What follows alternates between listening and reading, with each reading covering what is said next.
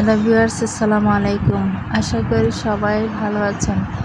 আলহামদুলিল্লাহ আমি অনেক ভালো আছি। বলতে না বলতে আবার কুরবানির ঈদ চলে আসলাম। চারিদিকে মশলা শুকানোর ধুম পড়েছে। প্রতিদিনের মতো আজকে চলে আসলাম নতুন একটি রেসিপি নিয়ে। আজকে আমি রান্না নিয়ে আসিনি। আজকে এসেছি রান্নার স্বাদ বাড়াতে যে মশলাটা সবচেয়ে বেশি গুরুত্বপূর্ণ, ওই মশলার রেসিপি নিয়ে। আজকে আপনাদের জন্য নিয়ে আসলাম কুরবানির ঈদ স্পেশাল শাহি গরম মশলার রেসিপি।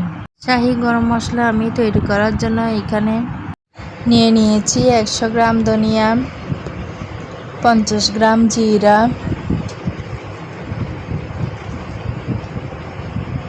শাহি জিরা 25 গ্রাম,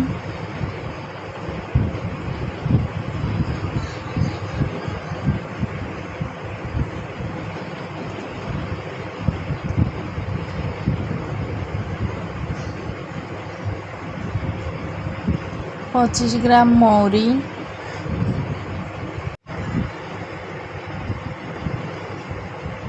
রাঁধুনি 15 গ্রাম,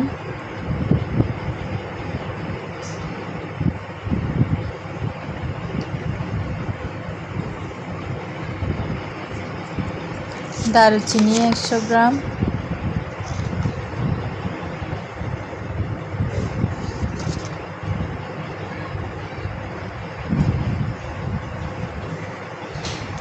কালো গোলমরিচ 20 গ্রাম,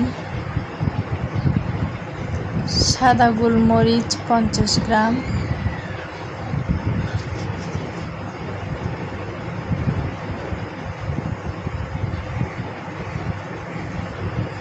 সাদা এলাচ 50 গ্রাম,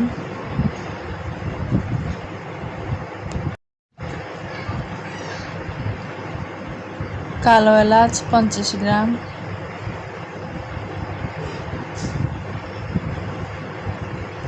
জায়ফল 5টি,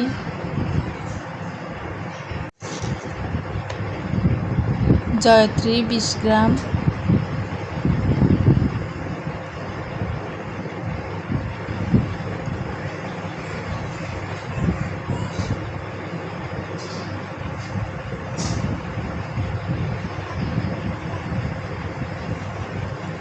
স্টার ফল 5টি,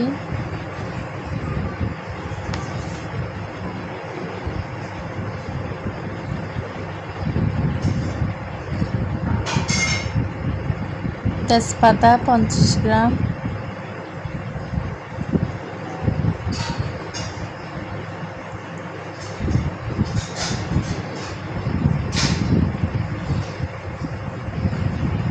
এবং পোস্ত 100 গ্রাম।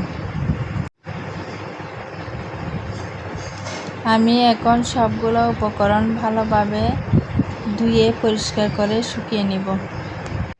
আরও দিয়েছি 10-12টির মতো লাল মরিচ। আমি এখানে মিষ্টি মরিচ ইউজ করেছি, আপনারা চাইলে ঝাল মরিচও ইউজ করতে পারেন। আমি এখানে সবগুলো উপকরণ একসাথে মিক্স করে ধুয়ে শুকিয়ে নিব। এখানে যে উপকরণগুলো বড়, এগুলো আমি আলাদা একটা স্ট্রেনারে রাখবো, আর যেগুলো ছোট ছোট যেমন রাঁধুনি, চিকন জিরা, শাহি জিরা, এগুলা আলাদাভাবে ধুয়ে তারপর মিক্স করব। আর পোস্ত দানাগুলো একদম ছোটো, এগুলোও আলাদা করে ধুয়ে আলাদাভাবে শুকাতে দিতে হবে। তা না হলে চুলায় যখন ফ্রাই প্যানে একটু শুকাবো তখন পোস্ত দানাগুলো একটু পুড়ে যেতে পারে। এই মশলাটা আপনারা চাইলে বিরিয়ানি, কোরমা, রেজালা, রোস্ট এবং মেজবানি মাংস ইউজ করতে পারবেন। এখানে 1 কেজি মাংসের জন্য 1 টেবিল চামচ মশলা ইউজ করতে হবে, আর কোনো মশলা ইউজ করতে হবে না। শুধু যে রান্নাতে যতটুকু লবণ আর হলুদ লাগবে তা দিয়ে এই মশলাটা 1 কেজির জন্য 1 টেবিল চামচ ইউজ করলে হয়ে যাবে। শাহি গরম মশলা হিসেবেও ইউজ করতে পারবেন, বিরিয়ানি মশলা, রেজালা মশলা, মেজবানি মশলা বা রোস্টেড মশলা হিসেবেও ইউজ করতে পারবেন। আমি এবার সবগুলো উপকরণ একসাথে মিক্স করে ধুয়ে নিচ্ছি। যেইগুলো ছোটো সেগুলো আলাদা করে নিয়ে তারপর একসাথে মিক্স করে একটা থালিতে শুকাতে দিব।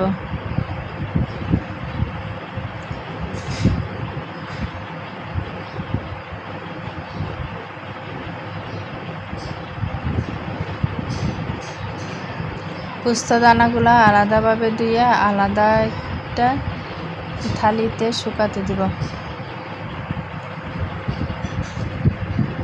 এখানে আমি জায়ফলগুলোকে থেতলে নিচ্ছি।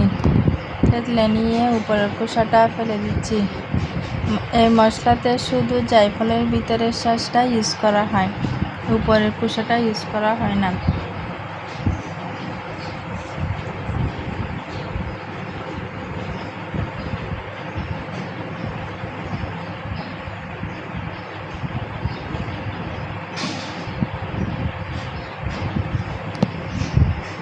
এখন আমি দারুচিনিগুলোকেও একটু থেতলে নিব, যাতে গ্রাইন্ডার করতে সুবিধা হয় এবং তাড়াতাড়ি শুকিয়ে যায়।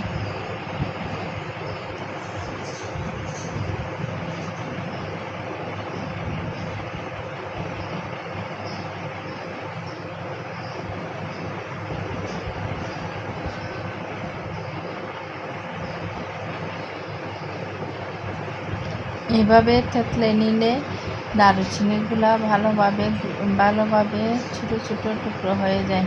তাতে শুকাতেও সুবিধা হয় আর গ্রাইন্ডার করতেও সুবিধা হয়, সহজে মিহি গুঁড়ি হয়ে যায়।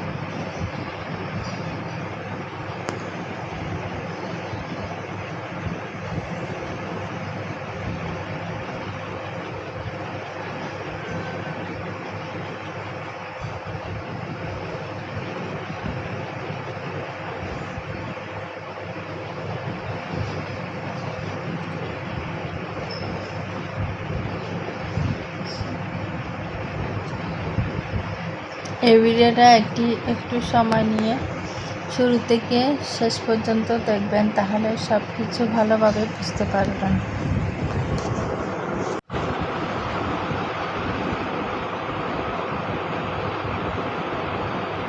এই মশলাটার ফ্লেভার এত বেশি সুন্দর হয়েছে, এটা দিলে আর কোনো কিছু কমতি থাকে না। গরুর মাংসে বলেন, রোস্টে বলেন, বিরিয়ানিতে বলেন, আর কোনো কিছু কমতি থাকে না। এবার আমি স্ট্রেনারে ভালোভাবে ধুয়ে নিচ্ছি সবগুলো উপকরণ। ধুয়ে আমি পানি সরিয়ে নিব।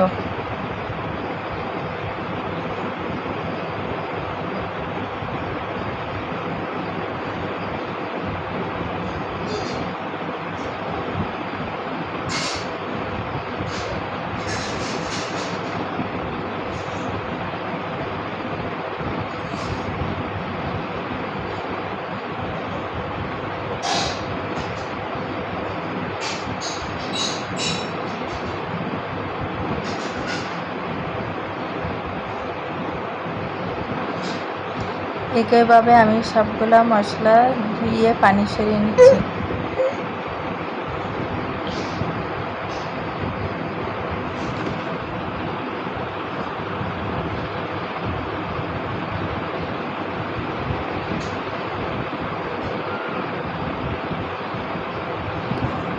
মশলাগুলোকে পানি সরিয়ে নিলে শুকাতে সহজ হয়।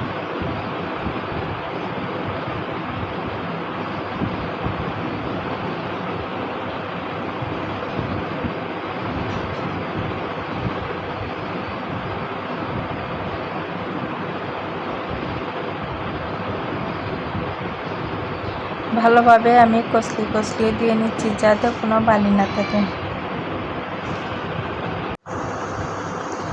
মশলাগুলোকে এখন পানি ঝরিয়ে নিব।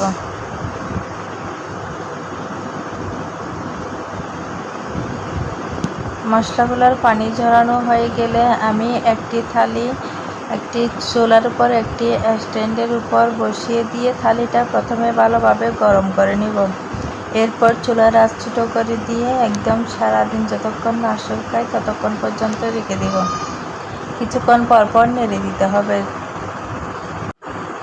আমি আলাদা একটা থালিতে পোস্তদানাগুলো নিয়েছি, কারণ পোস্তদানাগুলো ওই মশলার সাথে মিশালে পোস্তদানা পুড়ে যাবে আর ওই মশলাগুলো শুকাবে না। আমার মশলা শুকানো হয়ে গিয়েছে। এবার পোস্তদানাগুলোকে চুলায় একটু নেড়ে চেড়ে ভালোভাবে টেনে নিলে শুকিয়ে যাবে। চাইলে রোদ্দুর শুকাতে পারেন। এবার শুকনো মশলাগুলোকে আমি একটি ফ্রাই প্যান গরম করে ফ্রাই প্যানের ছোটো আছে ঢেলে নিচ্ছি, কারণ মশলাগুলোকে এইভাবে ঢেলে নিলে একটা সুন্দর ফ্লেভার আসে। আপনারা চাইলে মশলা শুকিয়ে গেলেও গ্রাইন্ডার করে ফেলতে পারেন, কিন্তু এভাবে যদি একটু ফ্রাই প্যানে ঢেলে নেন তাহলে মশলাগুলোর ঘ্রাণ অনেক বেশি সুন্দর হয়, একটা ভাজা ভাজা ফ্লেভার আসে। আমি এক এক করে সবগুলো মশলা একটু ভাজা ভাজা হয়ে আসা পর্যন্ত ঢেলে নিচ্ছি।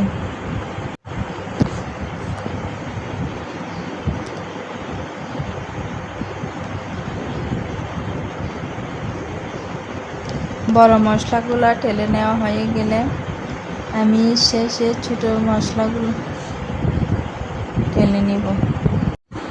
এক এক করে আমি সবগুলো মশলা ঢেলে নিচ্ছি। বড় মশলাগুলো ঢালা হয়ে গেলে আমি ছোটো মশলাগুলো শেষের দিকে দিব। শেষের দিকের মশলার সাথে আমি পোস্তদানাগুলো ঢেলে নিব। শেষের দিকে মশলাগুলো প্রায় হয়ে আসলে তারপরে আমি পোস্তদানা দিব, কারণ পোস্তদানাগুলো যদি আমি মশলার সাথে দিয়ে দিই তাহলে ওই মশলাগুলো হবে না, কিন্তু পোস্তদানা পুড়ে যাবে। এবার আমি শেষের মশলাগুলো টালার জন্য দিয়ে দিচ্ছি। আমার মশলা টালার প্রায় হয়ে গিয়েছে।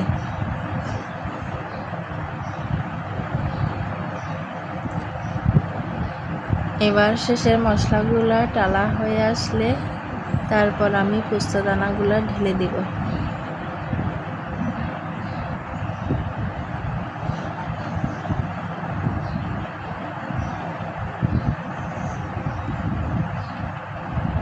আমার বড় মশলাগুলো টালা হয়ে আসছে প্রায়। এখন আমি পোস্তদানাগুলো ঢেলে দিচ্ছি। এবার 1-2 মিনিট আমি ভালোভাবে নেড়ে চেড়ে নামিয়ে নিব।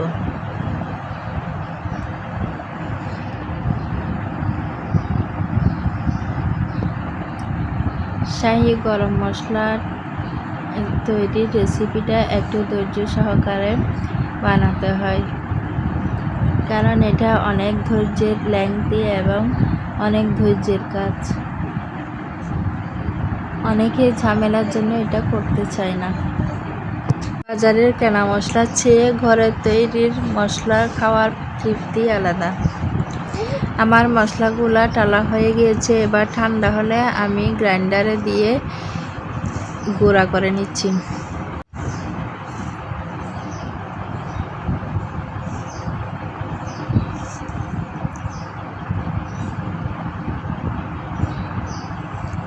গ্রাইন্ডারে গুঁড়া হয়ে গিয়েছে। আমি সবগুলা মশলা একসাথে দেওয়াতে তেজপাতাগুলা এবং বড় মশলাগুলা গুঁড়া হচ্ছে না। এখন আমি প্রথমে তেজপাতাগুলা গুঁড়া করে নিচ্ছি, তারপর বড় মশলাগুলোকে গুঁড়া করে নিব। শেষের দিকে ধনিয়া আর জিরা আর পোস্তদানাগুলোকে গুঁড়া করে নিব। এতে আমার সময় কম লাগবে এবং আমার কাজ সহজ হবে, কারণ একসাথে সবগুলা দিলে তেজপাতা আর বড় মশলাগুলা ভালোভাবে গুঁড়া হচ্ছে না, আমার অনেক সময় লেগে যাচ্ছে।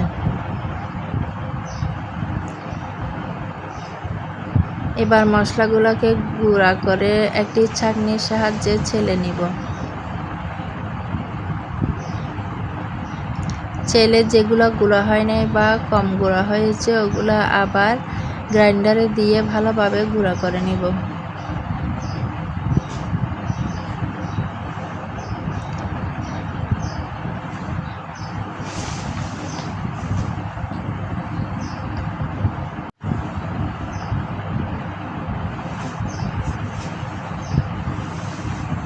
এই কাজটা একটু ধৈর্য সহকারে করতে হয়। রেসিপিটাও একটু লম্বা, ধৈর্য সহকারে দেখবেন, তাহলে একদিন না একদিন কাজে আসবে।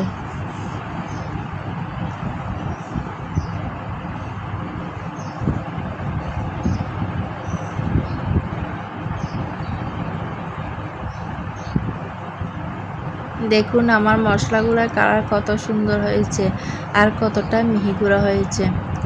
যেগুলো গুঁড়া কম হয়েছে ওগুলো আমি গ্রাইন্ডারে আবার দিয়ে দিচ্ছি এবং অল্প পরিমাণ মশলাও অ্যাড করে আবার গুঁড়া করে নিচ্ছি। একইভাবে আমি সবগুলা মশলা গুঁড়া করে নিচ্ছি।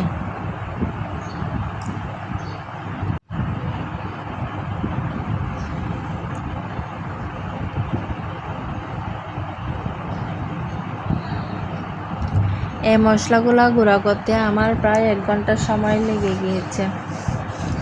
আপনারাও একটু ধৈর্য সহকারে করবেন। এখানে আমার 3 পাওয়ার মতো শাহি গরম মশলা হয়েছে। এটা আমার 1 বছর চলে যাবে। আমি রেজালা মাংস ইউজ করব না, আমি শুধু গরম মশলা হিসেবে ইউজ করব। রেজালা বা তারপর বিরিয়ানি এগুলাতে আমি আলাদা বাজারের প্যাকেট মশলা ইউজ করব। এগুলো শুধু শাহি গরম মশলা হিসেবে ইউজ করব। দেখুন আমার মশলা সব করা হয়ে গিয়েছে। শেষের দিকের মশলাগুলো যেগুলো গুঁড়া হয় নাই ভালোভাবে ওগুলো আবার ভালোভাবে গুঁড়া করে মিক্স করে দিয়েছি। এই তো হয়ে গিয়েছে আমার শাহি গরম মশলা। দেখুন মশলাটা কতটা মিহি গুঁড়া হয়েছে এবং কালারটা কতটা সুন্দর হয়েছে। বাজারে কেনা মশলার চেয়ে অনেক গুণ সুন্দর হয়েছে। আমার রেসিপিটা কেমন লাগলো কমেন্টে জানাবেন। আজ এই পর্যন্ত। আল্লাহ হাফেজ।